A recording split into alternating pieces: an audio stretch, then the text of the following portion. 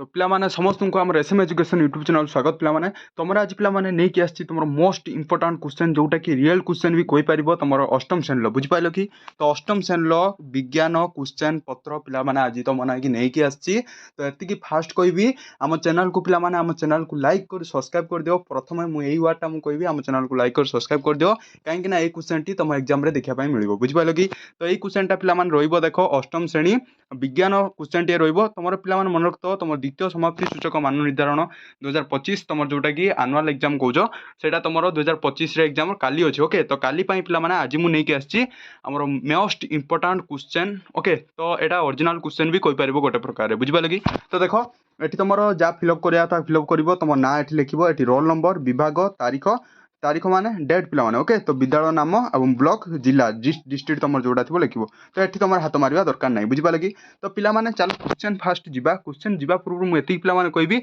आम चैनल जो नुआ आस पिला माने आम चैनल को लाइक कर सब्सक्राइब कर दियो और गोटे लेखा शेयर कर दियो एग्जाम बुझे लगी तुम आनुआल एग्जाम यहाँ मोस्ट इंपोर्टेंट रहिबो तो भल भाव में प्रैक्टिस कर जाओ तो 100% पिला माने आसीबो एग्जाम रे ओके तो काली तुम साइंस एग्जाम अच्छी या पर सिलेक्शन क्वेश्चन कोटा दरकार सेटा भी कमेंट कर दबो बुझे लगी तो चलो फटाफट से जीवा पिला माने देख पे मुझे एनसर पे टाइम ना तो मु क्वेश्चन मु डिस्कसन करदेवी ओके तो क्वेश्चन गुड़ा जोटा रहीदेवी पे एनसर गुड़ा तुम खाता देखी आराम से तुम कर बुझे लगी तुम बहिर भी एनसर गुड़ा अच्छी बुझिपाल तो फास्ट क्वेश्चन पे अच्छी आजिकाली उभय धान काटा उड़ाइबा कार्य केउ मेसीन द्वारा हो पारे पे आजिकाली धान काटा और उड़ाइबा केउ मेसीन द्वारा कही पारे पे आजिका टाइम जो आमर मेसीन पलि आसी जोटा कि धान कटा मेसीन कौच से टाइम आजिका टाइम से मेसीन आम धान काटा सहित सहित उड़ाइबा सामान द्वारा हो पारे बुझे कि तो लेंबु गछरे होउथिबा जादुरा रोग केउ माध्यम द्वारा व्यापी थाए एटा पे सेकेंड नंबर क्वेश्चन पे एगुड़ा सब प्रति क्वेश्चन मूल्य 1 मार्क ओके तो लेंबु गछर जो होउथिबा जादुरा रोग से केउ माध्यम व्यापी थाए एटा करिवो तापर 3 नंबर क्वेश्चन रहइबो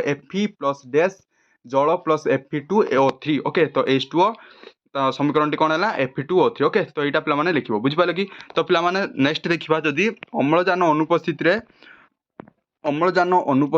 प्राकृतिक संगठित होता कार्बनाइजेसन को कौन कह जाए ओके तो अम्लजान अनुपस्थित जो प्राकृतिक संगठित होता है से कार्बनाइजेसन को कौन कह जाए बुझिपाल कि तो 5 नंबर क्वेश्चन टी गोटे आबद्ध पात्र ने नाइट्रोजेन रखी जलंता मैग्नेशियम फिताटी ता मध्यम पकाईदेले केउ रासायनिक पदार्थ मिले बुझिपाल एटा बुझिपाल यहाँ हूँ इंपोर्टेंट क्वेश्चन रही 5 नंबर पे बुझिपाल तो 6 नंबर क्वेश्चन देख पे जा न्यास्टी मध्य सूतावली अंश को कौन कह न्यास्टी थाए तो न्यास्टी मध्य जो सूतावली अंशटी थाए ओके तो ये जो थाए तो सही अंशटा को कौन कह जाए यहाँ लिखार अच्छी बुझिपाल कि तो एक नंबर पे गला 7 नंबर देखा पे 6 नंबर गला 7 नंबर देख पे कौन अच्छी किशोर अवस्था उच्चता बढ़ा बुझिपाल कि किशोर अवस्था उच्चता बढ़ा और निश दाड़ी उठा मानसिक बौद्धिक परिवर्तन सह आचरण पार्थक्य देखा मिले ताकू कौन कह जाए ओके तो जो किशोर अवस्था पे उच्चता बढ़ी जाए जो हाइट हो जाए बांगरा जड़े हाइट हो जाए तापर निश दाड़ी उठी जाए ओके तो सही मानसिक बौद्धिक परिवर्तन होता है तो सही पार्थक्य को देखा कारण कौन कह जाए लिख बुझिपाल कि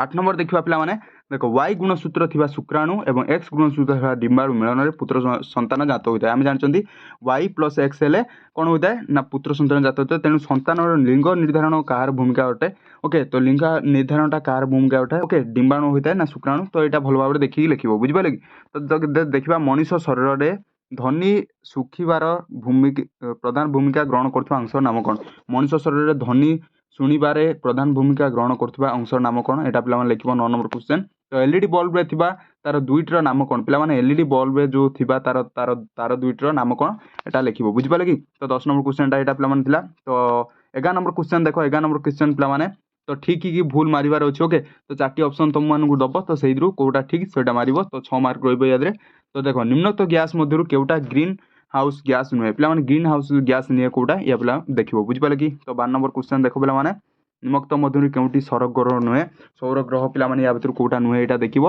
ओके तो ऑप्शन पे 4टी ऑप्शन तुम पाखरे अछि तो देखो 13 नंबर क्वेश्चन टी देखो गोटे दलनीय वस्तु प्रति सेकेंड रे जेते गोटी पूर्ण दलन करे ताकू तार कौन कह जाए ओके तार कौन कह जाए यहाँ पे भल भाव देखिबो तो उभय परिमाण और दिग राशि को कौन कह जाए पे उभय परिमाण और दिग राशि को कौन कह जाए यहाँ भल भाव देखिए जीव तो 15 नंबर क्वेश्चन रहा पे किशोरी मानकर उपयुक्त खाद्यटी कौन किशोरी मानक उपयुक्त खाद्यटी कोटा रहिबो ओके तो यहाँ भल भाव देखिबो ओके तापर जो नेक्स्ट देखिबा देखो नेक्स्ट जो देखिबा देखो केउ डाटा बुक रे କେଉଁ ଡାଟା ବୁକ୍ରେ ବିପଦଗ୍ରସ୍ତ ପ୍ରାଣୀଙ୍କ ନାମ ଲେଖାଯାଇଛି। ଏଇଟା ପିଲାମାନେ ଏଇଟା କେଉଁଟା ହେବ ଦେଖିକି ଯିବ। ଏଇଟା ପିଲାମାନେ ରେଡ୍ ଡାଟା ବୁକ୍ ହେବ। ଓକେ, ତ ପିଲାମାନେ ଦେଖ ନେକ୍ସଟ ଦେଖିବା ଯଦି କ୍ୱେଶ୍ଚନ୍ ପିବିସିର ପୁରା ନାମ କ'ଣ? ଏଗୁଡ଼ିକ ନିମ୍ନଲିଖିତ କେଉଁ ଶ୍ରେଣୀଭୁକ୍ତ? ଓକେ, ତ ପିବିସିର ପୁରା ନାମ ଲେଖିବାର ଅଛି। ଏଗୁଡ଼ିକ ପିଲାମାନେ କେଉଁ ଶ୍ରେଣୀଭୁକ୍ତ ଏଟା ବି ଲେଖିବାର ଅଛି। ବୁଝିପାରିଲ କି? ତ ଏଗୁଡ଼ା 1 ମାର୍କ ରହିବ ପିଲାମାନେ।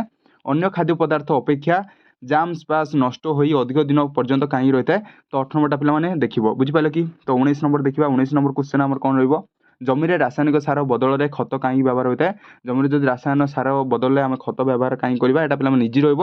କାହିଁକିନା ଖତ ବ୍ୟବହାର କଲେ ଆମର ଉର୍ବର ମାଟିଟା ଉର୍ବର ହୋଇଥାଏ ଏବଂ ଭଲ ଫସଲ ହୋଇଥାଏ। ଯଦି ଆମେ ରାସାୟନିକ ସାର ବ୍ୟବହାର କରୁଛନ୍ତି ତାହେଲେ ଆମ ମାଟିଟା ଖରାପ ହୋଇଯାଇଥାଏ ଜଲ୍ଦି। ଓକେ, ତ ଥରେ କି 2 ଥର ଚାଷ କଲା ପରେ ଆଉ ମାଟିରେ ଉର୍ବର ନଥାଏ। ଓକେ, ଯାହାଦ୍ୱାରା କି ଆମେ ଯଦି ରାସାୟନିକ କରିବା ତାହେଲେ କ'ଣ ଆମର ଯେତିକି ଆମର ରୁହନ୍ତି ଧର ଜିଆ ରୁହନ୍ତି, ଜିଆଟା ଆମର ସାହାଯ୍ୟ କ'ଣ କରେ? କୃଷକର ବନ୍ଧୁ ଜିଆ। ଓକେ, ତ ଜିଆ ସାହାଯ୍ୟ କ'ଣ କରିଥାଏ? ତା ମାଟିକୁ ଫସଫସିଆ କରିବାରେ ସାହାଯ୍ୟ କରିଥାଏ। ଯେଉଁଟାକି ଉଚ୍ଚ ଖାଲ ଅଛି ଆମର ସେଇଟାକୁ ସେ ଫସଫସିଆ କଲେ ହିଁ ଗୋଟେ ଚେରଟା ଭିତରକୁ ଯାଇପାରିବ। ବୁଝିପାରିଲେ କି? ତ ସେଇଆ ଜିଓ ଗୁଡ଼ାକ ମରିଯାଆନ୍ତି ଯଦି ରାସାୟନିକ ସାର ଆମେ ପକାଇଥାନ୍ତି। ଓକେ, ତ ଏଇଟା ପିଲାମାନେ ଇଜି ରହିବ। ଏଇଟା ଆମେ ଆରାମସେ କରିପାରିବ। ବୁଝିପାରିଲେ କି? ତ ଦେଖ 20 ନମ୍ବର କ୍ୱେଶ୍ଚନ୍ ରହିବ ମାଗ୍ନେସିୟମ୍ ଅକ୍ସାଇଡ୍ ଓ ଜଳର ରାସାୟନିକ ପ୍ରକ୍ରିୟାର କେଉଁ ଉତ୍ପାଦ ମିଳିଥାଏ? ମାଗ୍ନେସିୟମ୍ ଅକ୍ସାଇଡ୍ ଓ ଜଳର ରାସାୟନିକ ପ୍ରକ୍ରିୟାର କେଉଁ ଉତ୍ପାଦ ମିଳିଥାଏ ଓ ରାସାୟନିକ ପ୍ରତିକ୍ରିୟାଟି ଲେଖ। ଓକେ, ତାର ରାସାୟନିକ ପ୍ରତିକ୍ରିୟାଟି ଲେଖିବାର ଅଛି। ବୁଝିପାରିଲେ କି? ତ 21 ନମ୍ବର କ୍ୱେଶ୍ଚନ୍ଟି ଦେଖ ପେଟ୍ରୋଲିୟମ ଶୋଧନରୁ ମିଳୁଥିବା 4ଟି ଉତ୍ପାଦର ନାମ ଲେଖ। ପେଟ୍ରୋଲିୟମ ଶୋଧନରୁ ମିଳୁଥିବା 4ଟି ଉତ୍ପାଦର ନାମ ଲେଖିବାର ଅଛି। 4ଟି ଯଦି ଲେଖୁଛ ତାହେଲେ ତମେ 2 ମାର୍କ ପାଇବ। ବୁଝିପାରିଲ?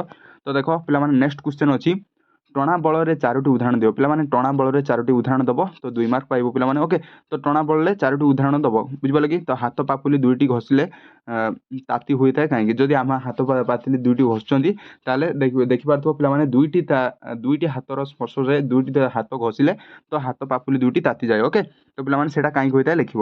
ତ 24 ନମ୍ବର କ୍ୱେଶ୍ଚନ୍ ପିଲାମାନେ ଦେଖ ଗୋଟିଏ ଭଅଁର ତାର ଡେଣା ଦ୍ୱାରା 1 ସେକେଣ୍ଡରେ 300 ଥର କମ୍ପନ କରୁଥାଏ।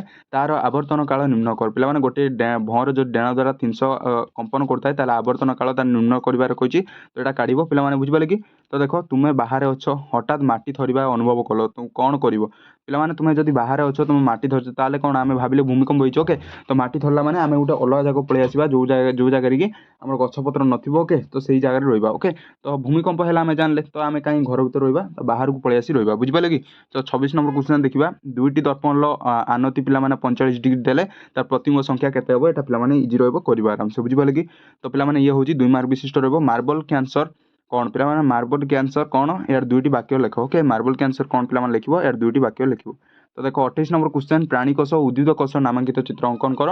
ପ୍ରାଣୀକୋଷ କାହାକୁ କୁହାଯାଏ? ଉଦ୍ଭିଦ କୋଷ କାହାକୁ କୁହାଯାଏ? ତାର ନାମାଙ୍କିତ ଚିତ୍ର ଅଙ୍କନ କରିବ ଏବଂ ତାର ବିଭିନ୍ନ ଅଂଶକୁ ବୁଝାଅ।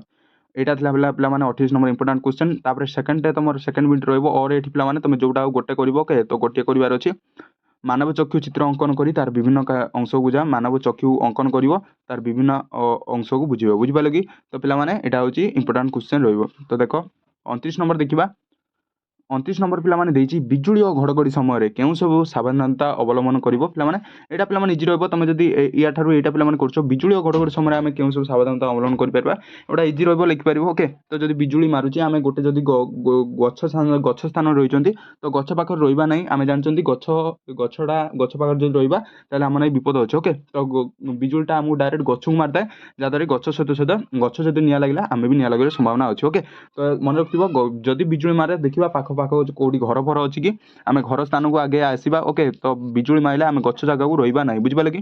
ତ ଫାଷ୍ଟ ଏଇଟା ମାଇଣ୍ଡକୁ ନେବ ଏବଂ ବିଜୁଳି ଓ ଘଡ଼ଘଡ଼ି ସମୟରେ ଆମେ କୌଣସି ଯଦି ପାଖରେ କିଛି ଛତା ଅଛି କି ଲୁହା ଜିନିଷ କିଛି ଅଛି ଆମେ ଲୁହା ଜିନିଷକୁ ଛୁଇଁବା ନାହିଁ। କାହିଁକିନା ବିଜୁଳିଟା କରେଣ୍ଟକୁ ଲୁହାକୁ ଆଗେ ଆଟାକ୍ କରିଥାଏ ତ ଲୁହା ଜିନିଷକୁ ଛୁଇଁବା ନାହିଁ। ବୁଝିପାରିଲ କି? ପୁରା କ୍ଲିୟର ହେଲ? ତ ପିଲାମାନେ ଏଇଟା ଆରାମସେ ଇଜି ରହିବ କରିବା ନାହିଁ। ତ ସେକେଣ୍ଡ ବି ତମ ନାଇକି ଅରରେ ପଳେଇ ଆସୁଛି। ଦେଖ ରାଜୁବାବୁଙ୍କ ଜମିରେ ଫସଲ ସହିତ କେତେକ ଅନାବଶ୍ୟକ ଉଦ୍ଭିଦ ଆପେ ଆପେ ବଢ଼ିଛନ୍ତି। ଏହି ଅନାବଶ୍ୟକ ଉଦ୍ଭିଦଗୁଡ଼ିକୁ ଦମନ କରିବା ପାଇଁ ସେ କେଉଁ ପଦକ୍ଷେପ ନେବେ? ତ ଏଇଟା ପିଲାମାନେ କରିବ। ତମକୁ ଯଦି ଏଟା ଇଜି ରହିବ କରିବ ନହେଲେ ଏଟା ଇଜି ରହିବ କରିବ। ବୁଝିପାରିଲ କି? ତ ତାପରେ ଯଦି ନେକ୍ସଟ କ୍ୱେଶ୍ଚନ୍ ଦେଖିବା 30 ନମ୍ବର ପିଲାମାନେ ଗ୍ଲୋବାଲ ୱାର୍ମିଂ କ'ଣ? ପିଲାମାନେ ଏଇଟା ଇଜି ରହିବ। ଗ୍ଲୋବାଲ ୱାର୍ମିଂ କ'ଣ ହୋଇପାରେ ଏବଂ ତୁମେ କ'ଣ ଭାବୁଛ? ବୁଝିପାରିଲ କି? ଏହାର ପ୍ରଭାବ ଗୁଡ଼ିକ କ'ଣ ବର୍ଣ୍ଣନା କର। ଗ୍ଲୋବାଲ ୱାର୍ମିଂ ହେଲେ ଏହାର ପ୍ରଭାବ ଗୁଡ଼ିକ କ'ଣ ହୋଇଥାଏ? ଓକେ, ତ ଏଗୁଡ଼ାକ ବର୍ଣ୍ଣନା କରିବାର ଅଛି। ତାପରେ ଅରରେ ପିଲାମାନେ ରହିବ ତମେ ଯଦି ଏଟା ଗ୍ଲୋବାଲ ୱାର୍ମିଂ କରୁଛ ତାହେଲେ ତମ ନାଇକି ଅରରେ ଗୋଟେ କ୍ୱେଶ୍ଚନ୍ ରହିବ ତୁମ ଅଞ୍ଚଳରେ ଲୋକମାନେ ଚକୋଲେଟ୍ ଓ ବିସ୍କୁଟ ଚିପ୍ସ ଆଦି ଖାଇ ସେଗୁଡ଼ିକ ଜରି ଖୋଳି ଚାରିଆଡ଼େ ଫିଙ୍ଗୁଛନ୍ତି ଯାହାଦ୍ୱାରା ପରିବେଶ ପ୍ରଦୂଷିତ ହେଉଛି। ତ ଏଣୁ ନିମନ୍ତେ ଲୋକଙ୍କୁ ସଚେତନ କରିବା ପାଇଁ କେଉଁ କେଉଁ ପଦକ୍ଷେପ ନିଆଯିବ। ପିଲାମାନେ ଗ୍ଲୋବାଲ୍ ୱାର୍ମିଂ ଠାରୁ ତୁମର ଏଇଟା ପିଲାମାନେ ଇଜି ରହିବ। ଓକେ, ତ କ'ଣ କରୁଛନ୍ତି ନା କିଛିଟା ଲୋକ ପିଲାମାନେ ଚିପ୍ସ ବିସ୍କୁଟ୍ ସବୁ ଖାଉଛନ୍ତି। ତ ସେଗୁଡ଼ାକ ଜରି ଗୁଡ଼ାକ ଏଣେତେଣେ ଯାହାଦ୍ୱାରା କି ପରିବେଶ ପ୍ରଦୂଷିତ ହେଉଛି। ଓକେ, ତ ଦୂଷିତ ହେଉଛି। ସେଗୁଡ଼ାକୁ ଆମେ କ'ଣ କରିପାରିବା ନା ସେମାନଙ୍କୁ ଆମେ ବୁଝେଇ ପାରିବା ଯେ ଆମେ ଗୋଟେ ଡଷ୍ଟବିନ୍ ଫାଷ୍ଟ ତ ତିଆରି କରିବା, ଡଷ୍ଟବିନ୍ ଭିତରେ ରଖିବା ଜିନିଷପତ୍ର। ଓକେ, ତ ପ୍ରତି ଘରରେ ଗୋଟେ ଗୋଟେ ଡଷ୍ଟବିନ୍ ଯୋଗାଣ ଦେବା। ତ ସେମାନଙ୍କୁ କହିବା ଯେ ଏଇ ଡଷ୍ଟବିନ୍ ଯେତିକି ଖାଇଲ ତ ସେଇଥିରେ ଡଷ୍ଟବିନ୍ରେ ରଖ, ଏବଂ ଡଷ୍ଟବିନ୍ରେ ରଖି ସାରିଲା ପରେ ତୁମ ଡଷ୍ଟବିନ୍ ଯେତେବେଳେ ଫୁଲ୍ ହେଇଯାଉଛି ସେଇ ଗୁଡ଼ାକ ଗୋଟେ ଖାଲ ସ୍ଥାନରେ ଗୋଟେ ଗାତ ଖୋଳି ସେଗୁଡ଼ାକ ପୋତିଦେବା। ଓକେ, ଯାହାଦ୍ୱାରା କି ମାଟି ପ୍ରଦୂଷିତ ହେବ ନାହିଁ ଏବଂ ପିଲାମାନେ ଆମ ଦେହ ଯେଉଁ ଖରାପ ହେଉଛି ଆମର ଏଣେତେଣେ ପକେଇଲା ବେଳୁ ଜରି ଗୁଡ଼ିକ ତ ସେଗୁଡ଼ାକ ହେବ ନାହିଁ। ଓକେ, ତ ପିଲାମାନେ ଏଇଟା ଥିଲା ଆମର ସିଲେକ୍ସନ୍ କ୍ୱେଶ୍ଚନ୍। ଦେଖ ପିଲାମାନେ ଏତିକି ଆମର ଥିଲା। ତ ଏଗୁଡ଼ାକ ଭଲ ଭାବରେ ପ୍ରାକ୍ଟିସ୍ କରି ଯାଉ, ଏକ୍ଜାମ୍କୁ 100% ପିଲାମାନେ ଏକ୍ଜାମ୍ରେ ଆସିବ। ବୁଝିପାରିଲେ କି? ତ ଏଗୁଡ଼ାକ ପିଲାମାନେ ଭଲ ଭାବରେ ପ୍ରାକ୍ଟିସ୍ କରି ଯାଉ। ଗୋଟିଏ ଲେଖା ସେୟାର କରିଦିଅ ପିଲାମାନେ ତୁମ ସାଙ୍ଗମାନଙ୍କୁ, ସେମାନେ ବି ଜାଣିପାରନ୍ତି ଏଇ ସିଲେକ୍ସନ୍ କ୍ୱେଶ୍ଚନ୍ଟି ପଡ଼ିବ। ଓକେ, ତ ଆମ ଚ୍ୟାନେଲ୍କୁ SM ଏଜୁକେସନ୍ ୟୁଟ୍ୟୁବ୍ ଚ୍ୟାନେଲ୍କୁ ପିଲାମାନେ ସବସ୍କ୍ରାଇବ୍ ଯଦି କରିନ ସବସ୍କ୍ରାଇବ୍ ଏବେ ହିଁ କରିଦିଅ, କାହିଁକିନା ତୁମ ଆଗକୁ ଯେଉଁ ଏକ୍ଜାମ୍ ଆସୁଛି ପିଲାମାନେ ଆଗକୁ ବି ମୁଁ ବହୁତ କିଛି ସିଲେକ୍ସନ୍ କ୍ୱେଶ୍ଚନ୍ ନେଇକି ଆସୁଛି। ତ ସେଥିପାଇଁ ପିଲାମାନେ ଆମ ଚ୍ୟାନେଲ୍କୁ ମୁଁ ଏତିକି ତ କହିବି, ଆମ ଚ୍ୟାନେଲ୍କୁ ଯେଉଁ ନୂଆ ଆସୁଛି ଆମ ଚ୍ୟାନେଲ୍କୁ ଲାଇକ୍ କରିଦିଅ, ଗୋଟେ ସବସ୍କ୍ରାଇବ୍ କରିଦିଅ। ପିଲାମାନେ କମେଣ୍ଟ କର। ଓକେ, କମେଣ୍ଟ କରି ୟାପରେ କେଉଁଥିରେ ସିଲେକ୍ସନ୍ କ୍ୱେଶ୍ଚନ୍ ଦରକାର। ଓକେ, ଏଇ କ୍ୱେଶ୍ଚନ୍ଟି ପଡ଼ିଛି କି ନାହିଁ ଏଟା ବି କମେଣ୍ଟ କରିବ। ଯଦି ଦେଖିଛ ତ ଦେଖିକି ଆସି କମେଣ୍ଟ କରିବ ତାର ଏଇ କ୍ୱେଶ୍ଚନ୍ ଆସିଥିଲା କି ନାହିଁ। ଓକେ, ତ ଆମ ଚ୍ୟାନେଲ୍ ଯେଉଁ ନୂଆ ଆସୁଛି ଆମ ଚ୍ୟାନେଲ୍ ଲାଇକ୍ କରି ସବସ୍କ୍ରାଇବ୍ କରିଦିଅ, ଗୋଟେ ଲେଖା ସେୟାର କରିଦିଅ। ତ ଚାଲ ଆଜି ପାଇଁ ଏତିକି। Thank you.